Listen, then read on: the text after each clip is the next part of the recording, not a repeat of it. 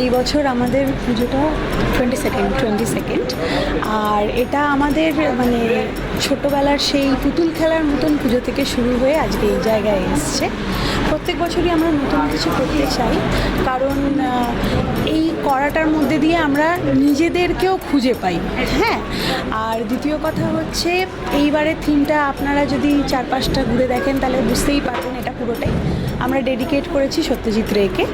কারণ এখনকার জেনারেশন এতটাই টেকনোলজিক্যাল অ্যাডভান্সমেন্টের মধ্যে দিয়ে যায় যে বেসিক্যালি বেঙ্গলি রুটসগুলোকে ভুলে যায়। তো সেই কারণে সেই রুটসগুলো যাতে আবার নতুন করে ইনবিল্ড করা হোক নিউ জেনারেশনের মধ্যে, আপকামিং জেনারেশনের মধ্যে, সেটাই প্রচেষ্টা। তো একদম একদম। আমার নাম অনিন্দিতা চক্রবর্তী। Thank you.